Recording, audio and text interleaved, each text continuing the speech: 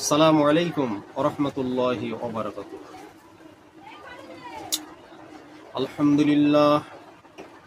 আলহামদুলিল্লাহ নাহমাদুহু ওয়া নাস্তাঈনুহু ওয়া নাস্তাগফিরুহু ওয়া নাউযু বিল্লাহি মিন শুরুরি আনফুসিনা ওয়া মিন সাইয়্যাতি আমালিনা মান ইয়াহদিল্লাহু ফালা মুদিল্লা লাহু ওয়া মান ইউদ্লিলহু ফালা হাদিয়া লাহু ونشهد أن لا إله إلا الله وحده لا شريك له ونشهد أن سيدنا وحبيبنا ونبينا ومولانا محمدا عبده ورسوله فقد قال الله تبارك وتعالى في كلام المجيد والفرقان الحميد بسم الله الرحمن الرحيم فاذكروني أذكركم واشكروا لي ولا تكفرون صدق الله العظيم।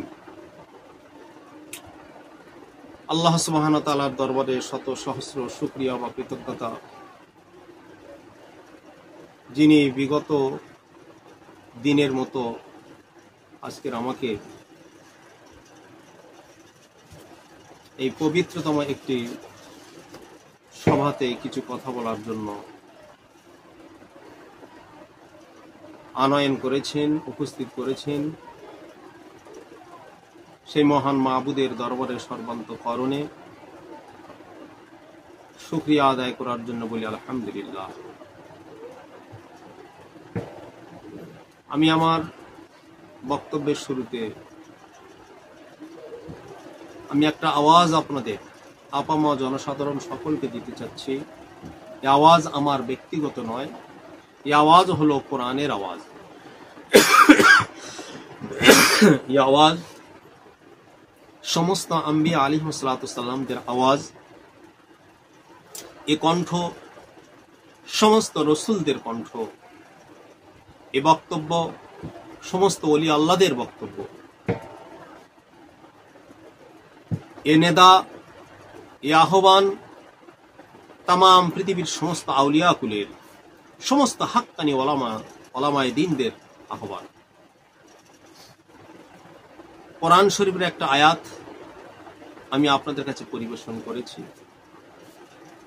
এর সঙ্গে আরো দুটো একটা আয়াত আমি পরিবেশন করব। একত্রিত করে জুড়ে দিয়ে আমি সেটাকে একটু আপনাদের কাছে ফুটিয়ে তোলার চেষ্টা করছি। সর্বপ্রথম আমি এখানে বলেছি, আল্লাহ আমাদেরকে বলছেন তোমরা আমাকে স্মরণ করো, তাহলে আমি আল্লাহ তোমাদের স্মরণ করব। সূরা বাকারার আয়াতটা। অনুরূপ ভাবে আমি আর একটা আয়াত আপনাদের কাছে পরিবেশন করছি। আল্লাহ বলছেন, বিসমিল্লাহির রহমানির রহিম, ইয়া আইয়ুহাল্লাযীনা আমানু ওয়া কুনু মা'আস সাদিকিন। আল্লাহ মুমিনদেরকে ডেকে বলেন, ও আমার মুমিন বান্দারা, তোমরা শোনো শোনো, পৃথিবীতে তোমরা যারা মুমিন আছো, আমি আল্লাহ সুবহানাহু ওয়া তাআলা আমি তোমাদের যে নেদা দিই, তোমাদের যে আহ্বান করি, আমার আহ্বানমুখী তোমরা হও। তোমরা পৃথিবীতে সফল কাম হবে, প্রকৃতার্থে তোমরাই হবে আমার বান্দা, তাছাড়া প্রকৃতার্থে বান্দা কেউ হতে পারবে না। ওয়া কুনু মা'আস সাদিকিন।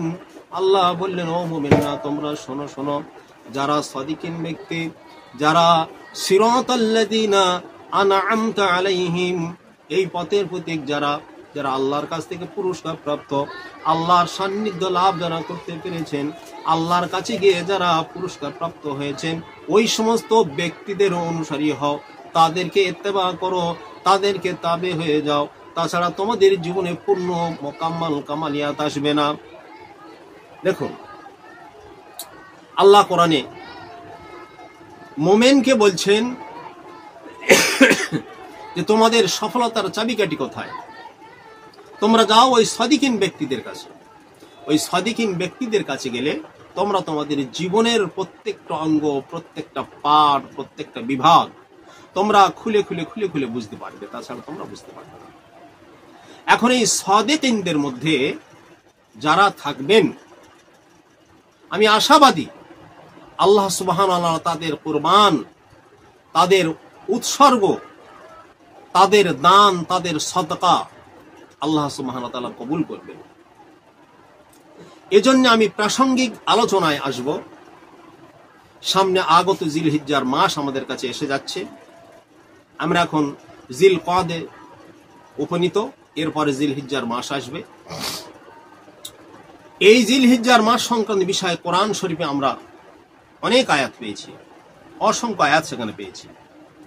আল্লাহ তাআলা বলেছেন, বিসমিল্লাহির রহমানির রহিম, ওয়াতলু আলাইহিম নাবা আবনাই আদাম বিল হাক্কি ইয কররাবান কুরবানান ফাতুকব্বিলা মিন আহাদিহিমা ওয়া লাম ইতাকাব্বাল মিনাল আখার ক্বালা লা আকতুলান্নাকা ক্বালা ইন্নামা ইয়াতাকাব্বালুল্লাহু মিনাল মুত্তাকিন।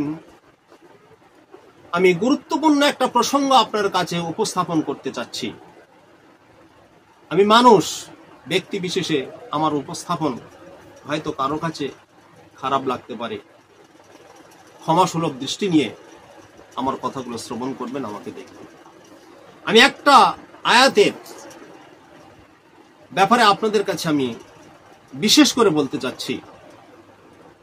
পৃথিবীতে সর্বপ্রথম হযরত আদম আলাইহিস সালাতু ওয়াস সালাম যখন আসলেন, আসার পর তার পিরিয়ডে মা হাওয়া এবং আদম আলাইহিস সালাতু ওয়াস সালামের সমন্বয়ে আল্লাহ সুবহানাহু ওয়া তাআলা এই জগতে যখন কোনো সন্তান সন্ততিদের পাঠাতেন, তাদের মধ্যে একটা বিধান ছিল। মা হাওয়া আলাইহিস সালাতু ওয়াস সালামের গর্ভে যখন সন্তান আসতেন, তিনি যখন সন্তান ভূমিষ্ঠ করতেন, দুটো করে বাচ্চা আসতো, যমজ সন্তান আসতো, একটা ছেলে একটা মেয়ে। আবার এর পরে আবার মা হাওয়া আলাইহিস সালাতু ওয়াস সালামের গর্ভে থেকে যখন আবার সন্তান আসতো, আল্লাহ এভাবে পৃথিবীকে, দুনিয়ার বুকে, মানে কিভাবে পৃথিবীকে মানুষের কাছে এই পৃথিবীর দিক, কি করে পৃথিবীটা বিস্তার লাভ ঘটবে, মানুষের আগমন আসবে, সেটা আল্লাহ তাআলা সুন্দর করে একটা পদ্ধতি মাফিক করেছেন। তো একটা যমজ সন্তান, এই যমজের মধ্যে একটা ছেলে একটা মেয়ে, অপর এরপরে আরেকটা যমজ, সেখানে একটা ছেলে একটা মেয়ে আসবে। তো আল্লাহ সুবহানাহু ওয়া তাআলা বিধান দিলেন হযরত আদম আলাইহিস সালামকে, আদম, তোমার এক পক্ষের ছেলে আর অপর পক্ষের মেয়ে উভয়ের জন্য বিবাহ বন্ধনে আবদ্ধ করে দেবে। তো হাবিল একটা পক্ষে, কাবিল একটা পক্ষে।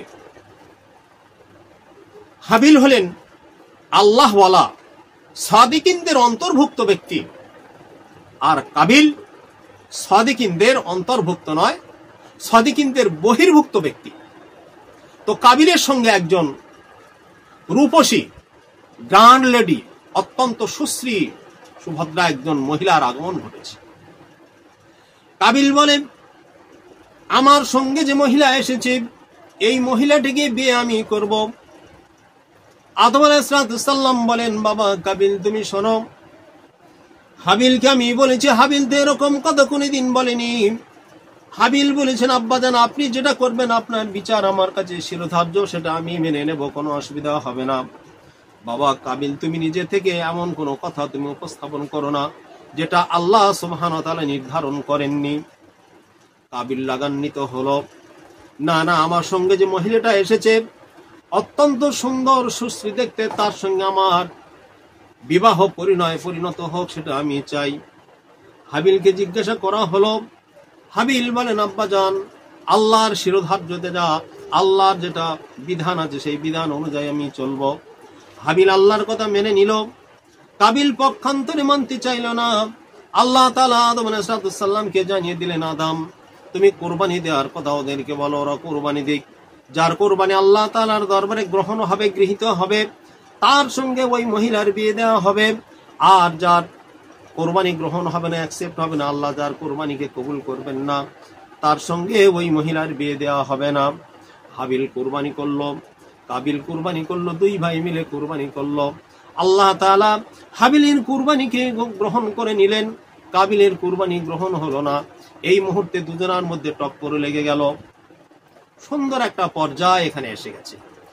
হাবিল বলছে, আমি তো কুরবানি করেছি, কাবিল বলছে আমিও তো কুরবানি করেছি, কোনো অসুবিধা নেই।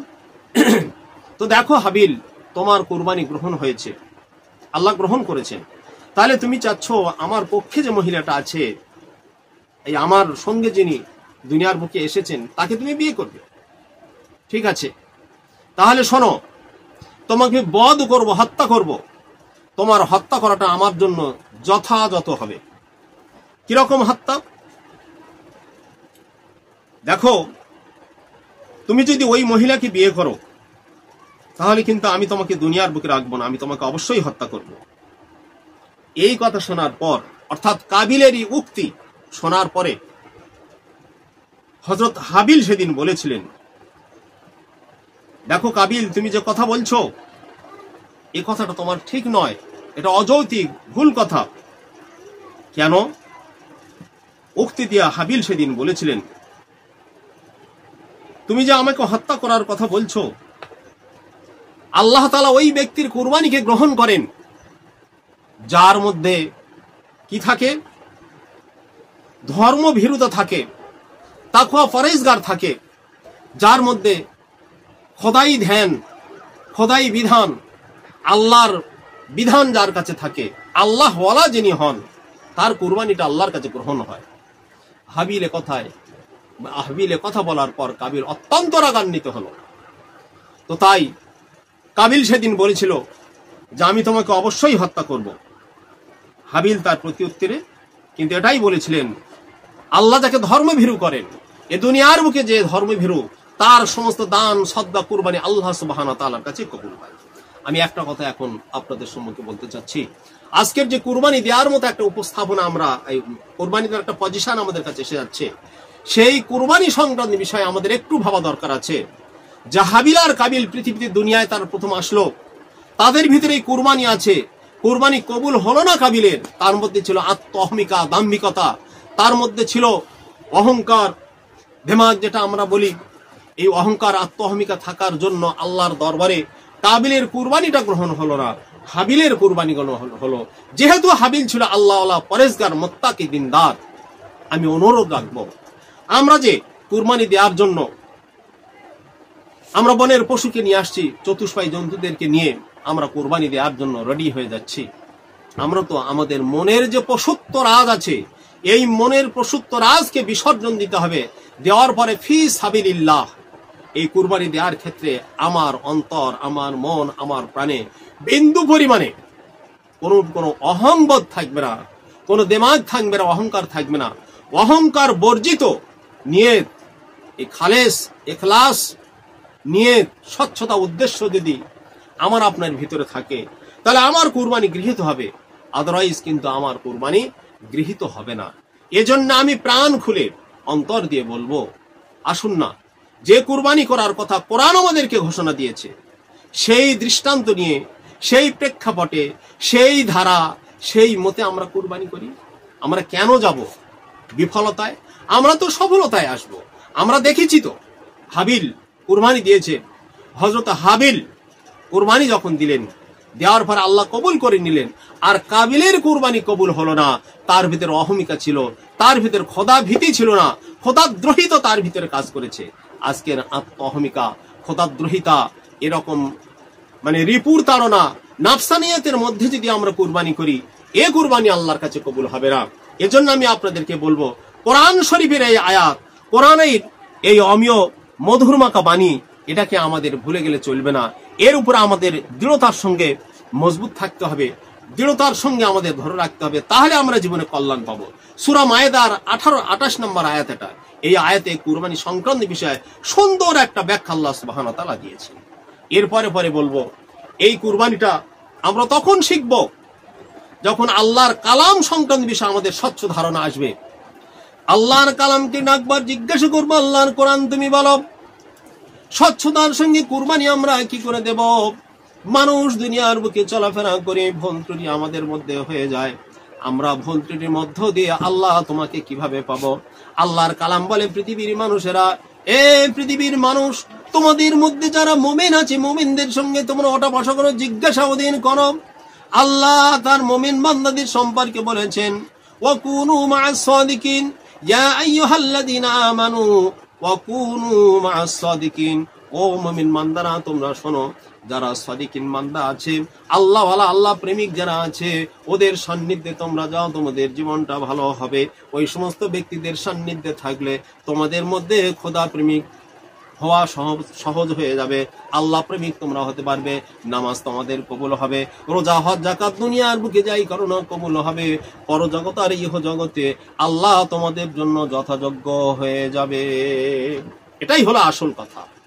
তাহলে আমাদের হতে হবে মুমিন। কুরবানি আমরা সাধারণভাবে, আমরা মুসলমান হিসাবে আমরা কুরবানি দিচ্ছি, আমরা তো সে মুসলমান নয়, আমরা নামকে আসতে মুসলমান, কিন্তু না, নামকে আসতে হলে হবে না, কামকে আসতে মুসলমান হতে হবে, হাকিকাতে মুমিন হতে হবে, তাহলে আমার আপনার কুরবানিটা কবুল হবে। আদি পিতা হযরত আদম আলাইহিস সালামের দুই পুত্র হাবিল আর কাবিল থেকে কুরবানির যে বিধান এসেছে, প্রত্যেকটা নবীদের যুগে, প্রত্যেকটা আম্বিয়া আলাইহিস সালামের যুগে এই কুরবানি ছিল। তাহলে পৃথিবীর সর্বপ্রথম কুরবানি, সেই কুরবানি, এই কুরবান এর অর্থ হলো আল্লাহর সান্নিধ্য লাভ, আল্লাহর সন্তুষ্টি, আল্লাহর কাছাকাছি যাওয়া, আল্লাহর প্রেমাস্পদ হয়ে যাওয়া, আল্লাহর সঙ্গে বান্দার একটা সুসম্পর্ক স্থাপন হবে, গঠন হবে, সেই জায়গা তো আমরা যাব। এখন সেই জায়গায় যদি আমরা যেতে না পারি, আল্লাহর সেই বিধান অনুযায়ী যদি আমরা চলতে না পারি, তাহলে এই কুরবানি আমাদের কুরবানি হবে না। মোটামুটি ভাবে বুঝে এসেছে।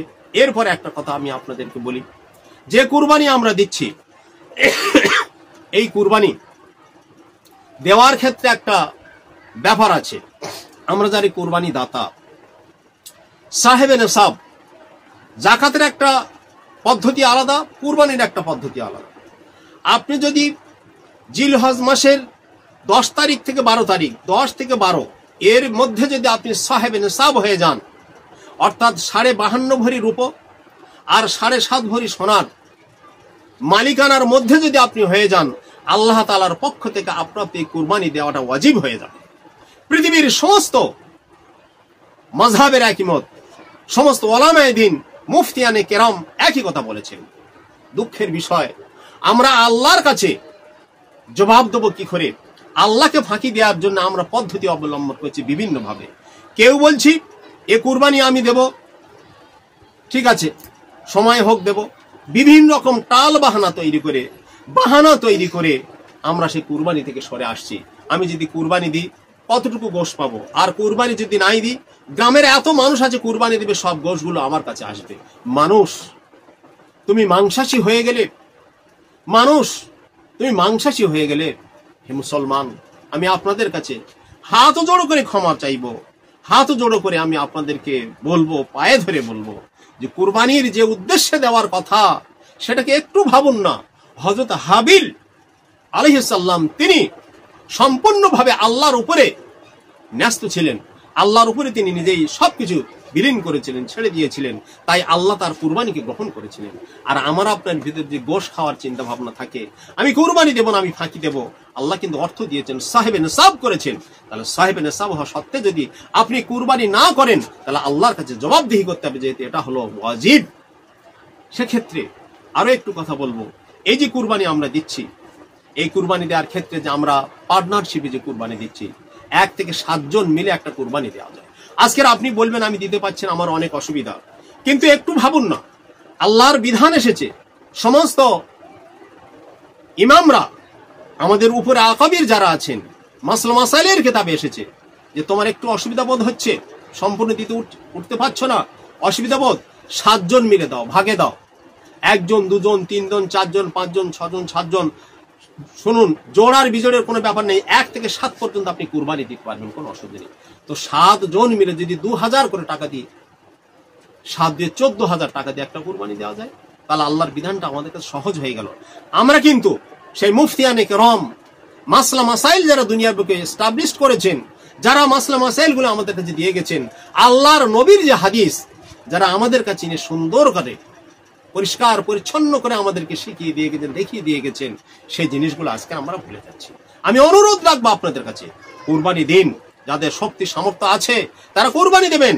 আল্লাহর নবীর হাদিস, যদি কোনো ব্যক্তির শক্তি সামর্থ্য থাকা সত্ত্বে, অর্থাৎ সাহেবে নেসাব হওয়া সত্ত্বে সে যদি কুরবানি না করে, আল্লাহর নবী বলেছেন সে যেন আমার এই ঈদগাহ ময়দানে না আসে, অর্থাৎ ঈদগাহে যেতে তার নিষেধ করেছে। দিনদারী মুসলমান ভাই আমার, প্রাণপ্রিয় মুসলমান ভাই সকল, আমি আপনাদেরকে অনুরোধ রাখবো, আল্লাহর ভয়, খোদার ভয় তখন আমার আপনার ভিতরে আসবে যখন আল্লাহ সংক্রান্ত বিষয়ে আমাদের ধারণাটা স্বচ্ছ হবে। আল্লাহকে যখন আমরা পেতে যাব, যখন ওলি আল্লাহদের সান্নিধ্য লাভ করব, পীর মাশায়েখদের সান্নিধ্যে আমরা জীবনযাপন করব, তখন আমরা বুঝতে পারবো যে আমাদের জীবনটা সঠিক একটা জায়গায় মনে হয়ে যাচ্ছে। সম্পূর্ণ কিছু বলতে পারবো না, মনে হয়ে যাচ্ছে, কারণ আল্লাহ ওয়ালা ছাড়া জীবনযাপন করা সম্ভবপর নয়।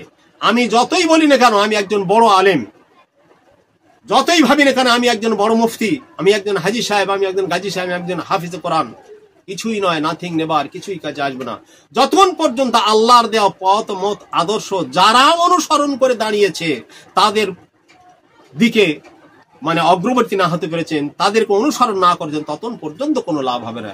এজন্য তো আল্লাহ তাআলা কোরআনে বলেছেন, সিরাতাল্লাযিনা আনআমতা আলাইহিম, যারা তোমার পথে চলে, যারা ইনাম পেয়েছেন, পুরস্কার প্রাপ্ত হয়েছেন, ওই পুরস্কার প্রাপ্ত ব্যক্তিদের সান্নিধ্যে আল্লাহ তুমি আমাদেরকে নিয়ে যাও, তাদের সঙ্গে আমাদের চলাফেরা করো, তাদের পথ মত দিশাটা হলো আমাদের জন্য যথাযোগ্য।